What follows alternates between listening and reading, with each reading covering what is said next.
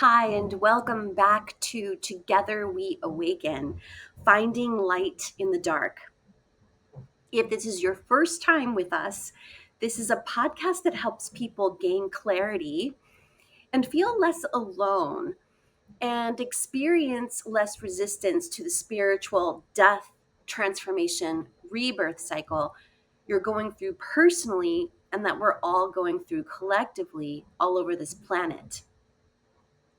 In the last episode, I addressed a challenging topic: how to step out of the victim archetype and to become more empowered or an empowered creator in order to move through your spiritual awakening process with more ease. I explained the triangle of disempowerment that is the hallmark of the existence we've all shared until now, one that we are all waking up out of and are meant to transcend. This triangle of disempowerment I was explaining last time has three sides and thus three archetypes to it: perpetrator, victim, and rescuer. And last time we focused on the victim archetype. Today I want to talk about the archetype of the rescuer, whether that's being a rescuer or waiting to be rescued, or both. This archetype is one that is super prominent among the biggest hearted among us.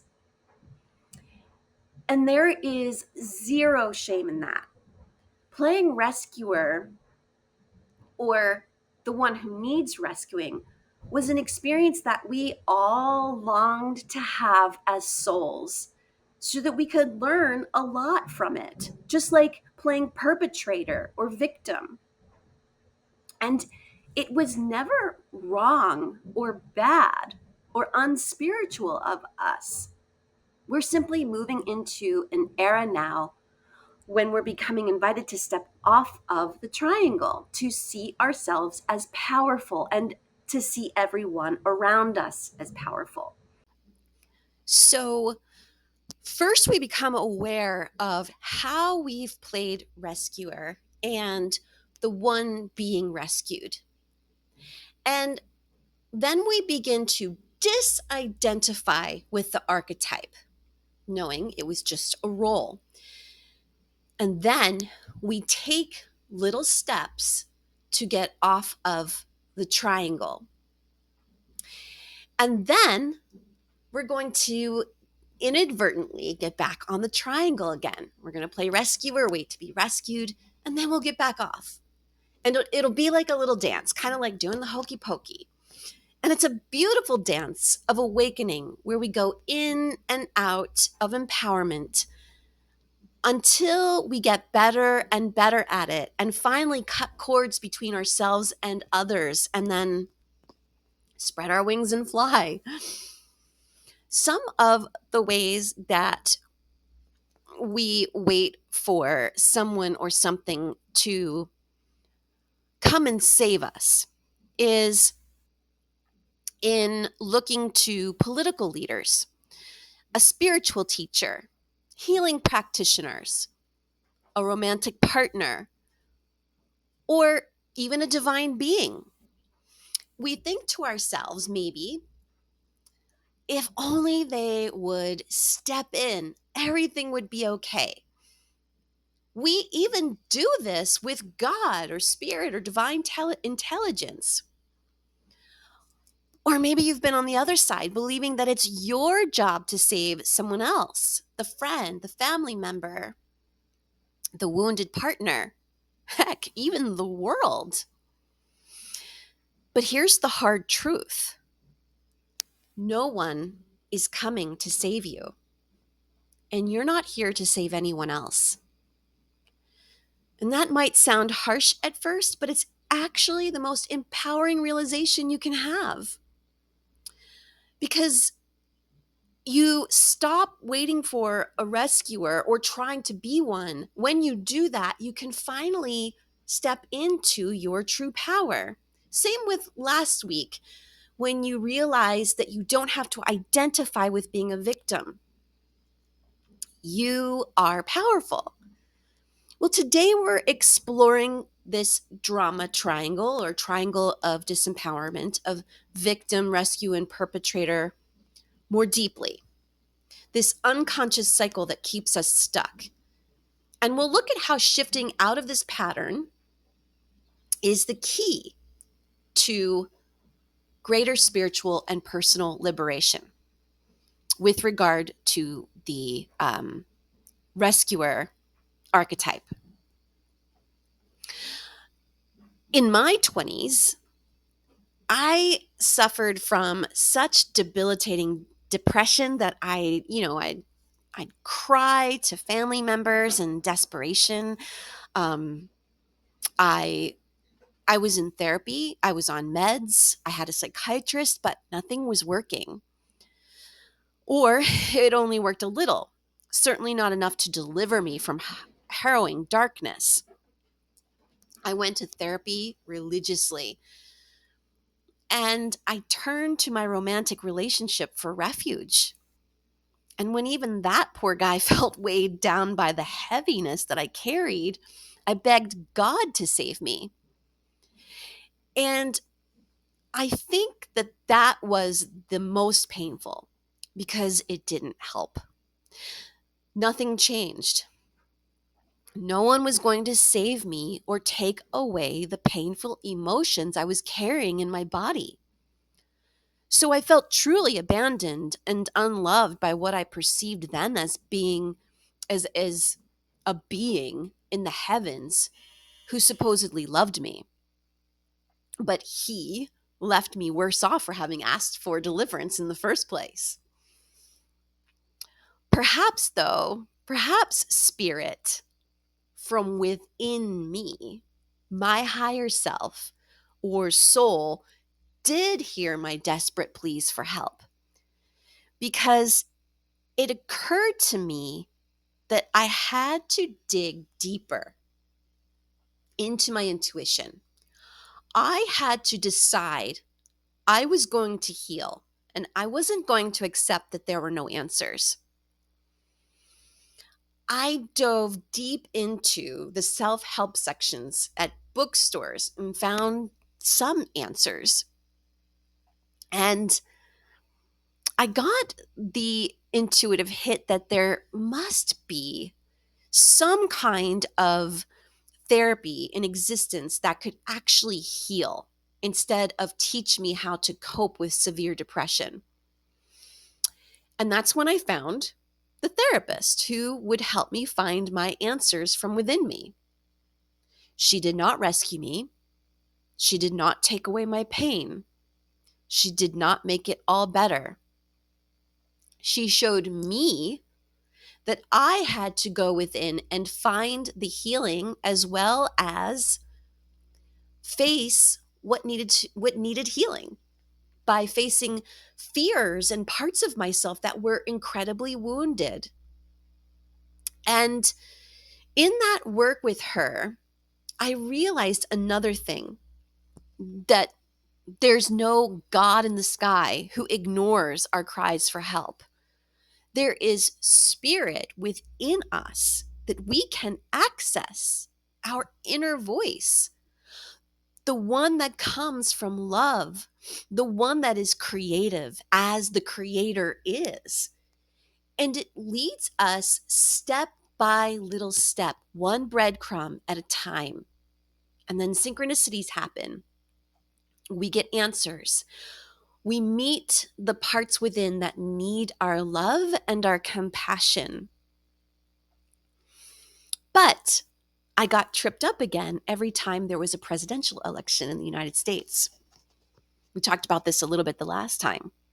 But with one in particular, one presidential candidate or president in particular, I swore I was voting for, or the person I was voting for was going to end all wars, feed the poor, obliterate hate, improve access to good education, healthcare, and turn our world into a utopia. Seriously, I believed that this person was going to do all of that and make me feel so much safer. It was also while that person was president that I woke up out of the triangle of disempowerment and recognized that the world had only seemingly worsened during his years in office. And my life was just as challenging as it had been before, if not more. Was it because I chose the wrong candidate or should have voted or should have changed my party? Absolutely not. Because no president is going to save us. We are going to create the world that we want or not. It's up to us, especially in the Aquarian age that we've newly stepped into.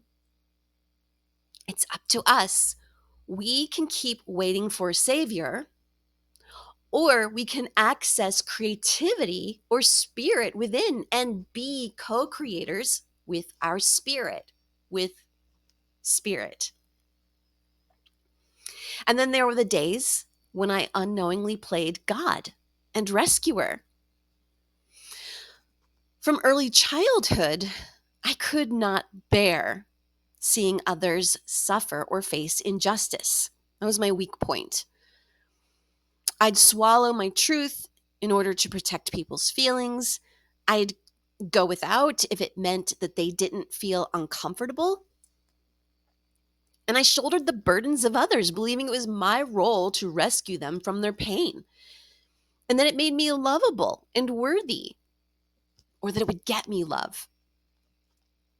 I thought I was being compassionate, but in reality, I was draining myself and keeping both of us, me and the other, stuck in a cycle of dependency. Because when you play rescuer, you're disempowering yourself and you're also making the other person your victim, therefore disempowering them. But this left me not just depleted and very sick, it left me feeling terribly brokenhearted because I realized that I was giving and completely bereft. No one was devoting the same kind of kindness or generosity to me. It wasn't their fault. I was subconsciously choosing to live imbalanced, over giving and under receiving, all in the name of feeling like a lovable hero. And all because I was convinced that others were not smart enough or strong enough to navigate the journey that their souls chose for them. And it took years of serious illness to get me to wake up and finally have the courage to say, enough. I'm going to take care of myself now. And I'm going to trust and believe that they have all of the wisdom and tenacity that they need to pass their earth school exams. Otherwise, their souls would never have chosen the lives that they had.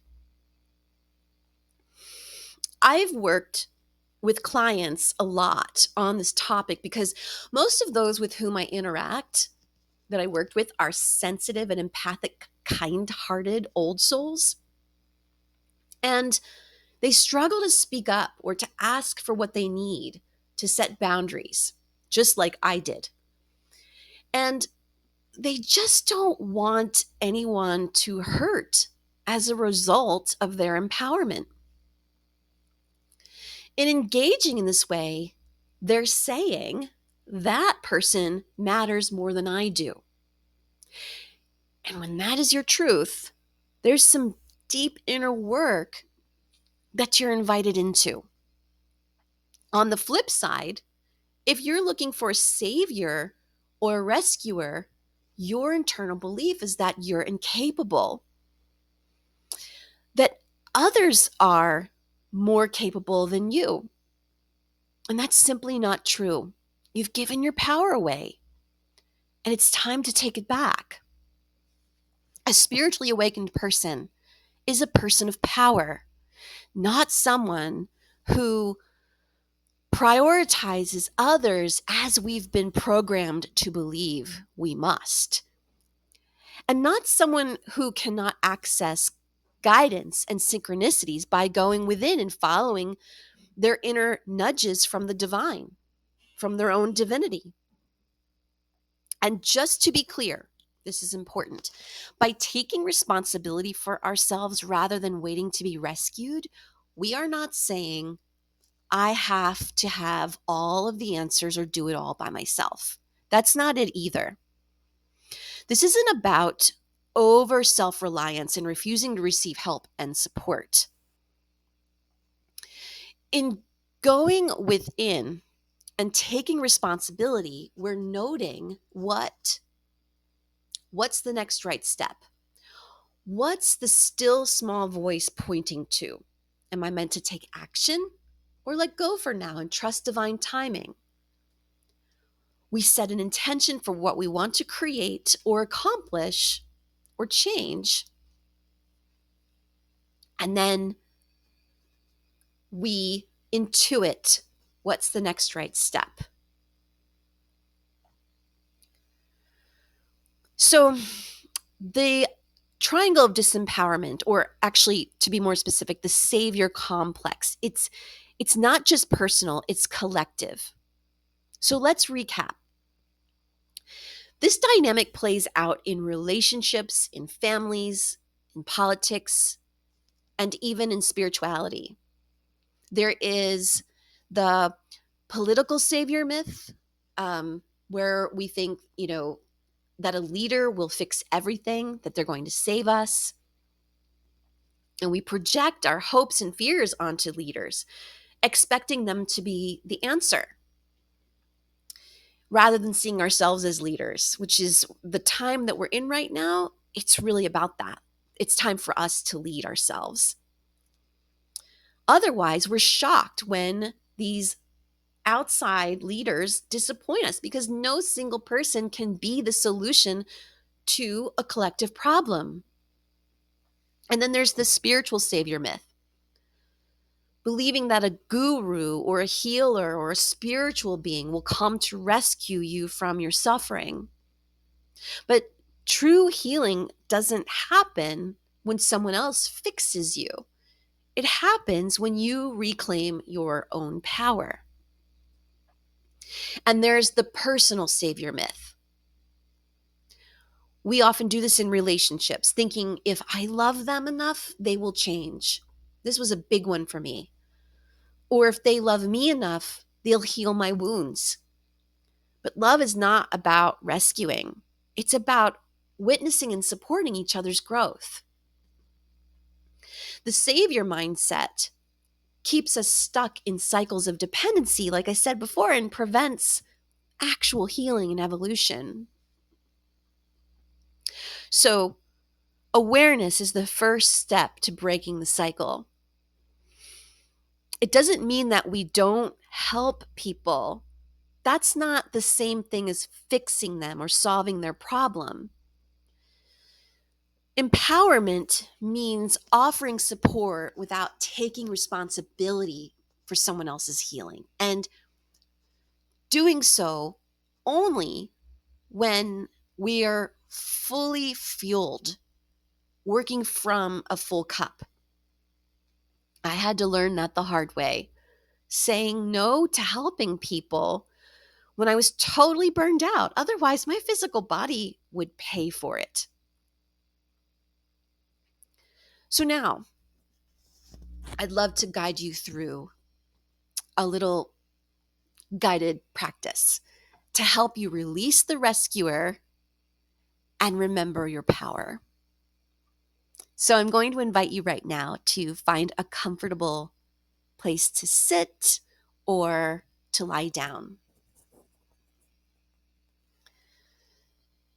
Take your time to find some stillness.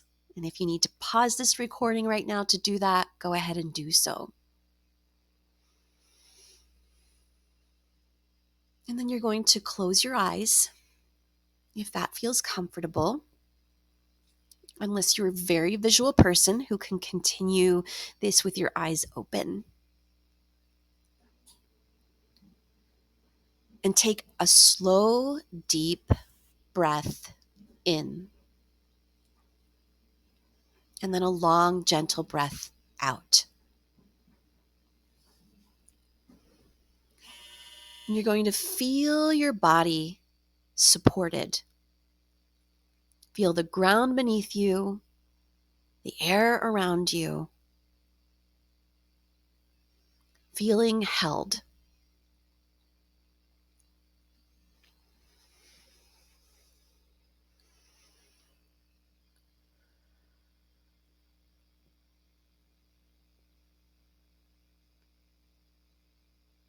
Another breath in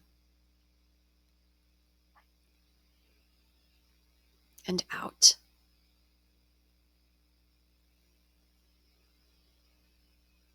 Allowing your in breath and your out breath to lengthen successively.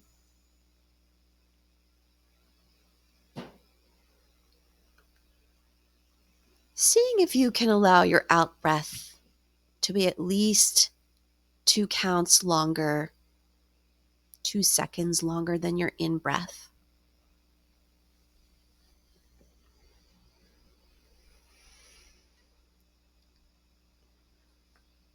And now gently bring your mind, your awareness to someone you care deeply about.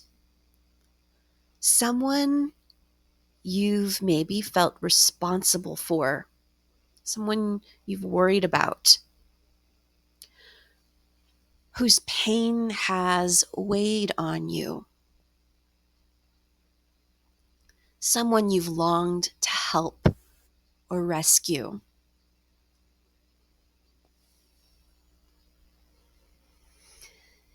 See them clearly in your mind's eye, or if you're not visual, sense them.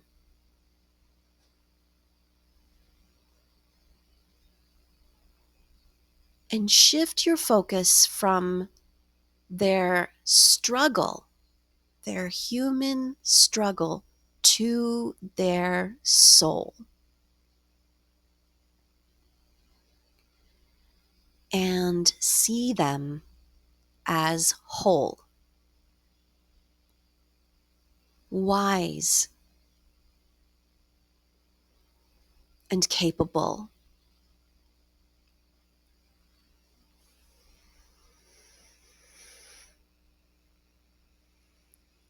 Even in their darkest moment, their soul is fully intact.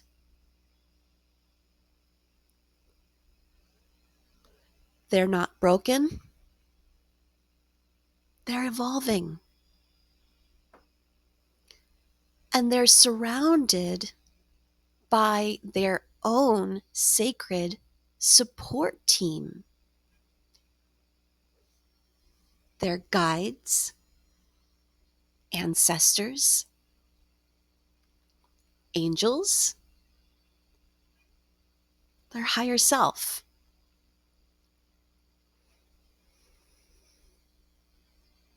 And they're being held, even when you cannot see it.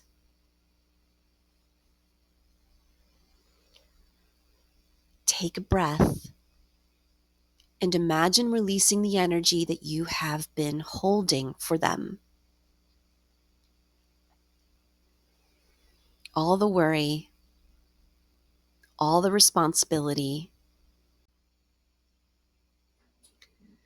Let it flow out of your hands and return it to them.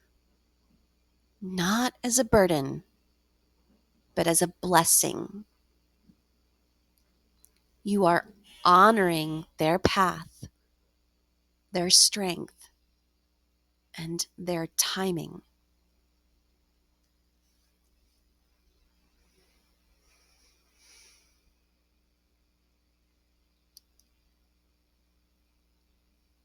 Bring your awareness inward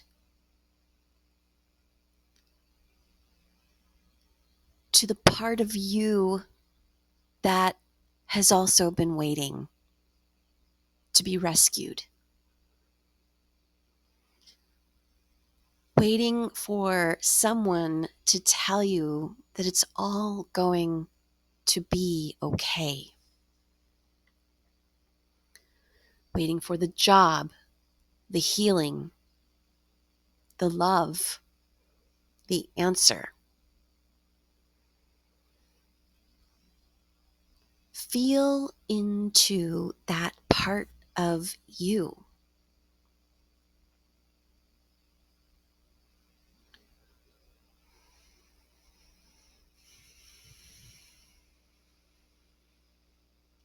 The part that feels tired. The part that wishes someone would just take over. Wrap your arms around that version of you in your mind's eye or physically.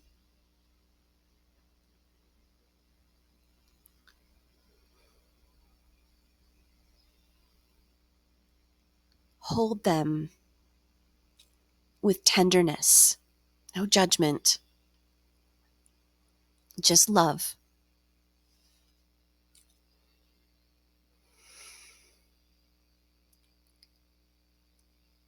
And now see your own soul, whole, powerful, and radiant.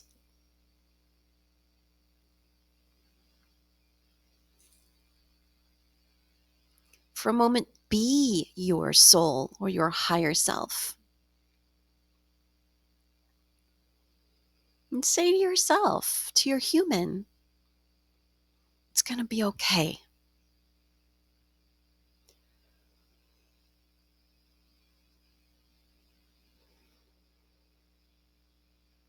You are not waiting to be rescued. You're remembering that you are never alone because you too are surrounded by your own team, your guides, your ancestors, Divine Mother, Divine Father. They have always been here, walking beside you.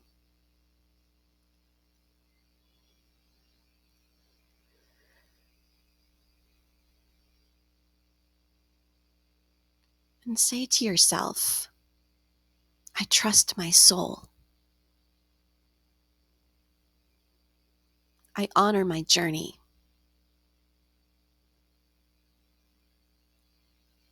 I release the illusion that I need to be rescued. I'm guided. I'm supported. And I'm becoming who I came here to be.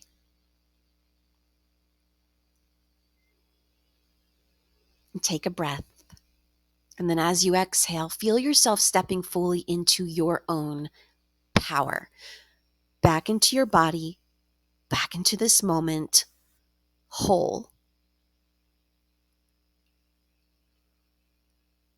And when you're ready, open your eyes. You are the light. You are the way. You're the one you've been waiting for. Take a moment to notice how your body feels, the steadiness, the calm, perhaps the space you've just created. This space is where empowerment begins. Remembering your own soul's brilliance and tenacity. Remembering others. When you feel a desire to return to the old ways, to step in, to rescue, to overextend, just pause. Come back here. And remember that each soul has its own very, very sacred journey, its own timing, its own divine support. And your role is not to carry anyone. to walk alongside others in trust.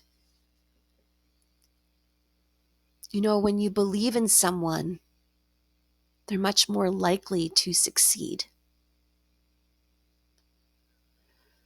And if you find yourself in moments of despair or longing for someone to save you, let those moments become invitations to reconnection with your own strength, with your own team of support, both seen and unseen, and with the wise and luminous being that you already are. You don't need to become powerful. You're remembering your power. So let that truth settle deep into your bones. You are enough, you're supported, you're never alone, and you're capable of rising. You will. And place a hand over your heart one last time and repeat after me. I honor the power in others, and I honor the power in me.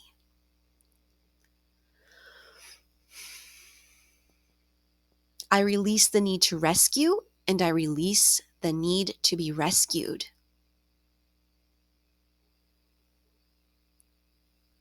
I walk forward in wholeness, and I walk forward in trust. Take good care until I see you next week. Bye-bye.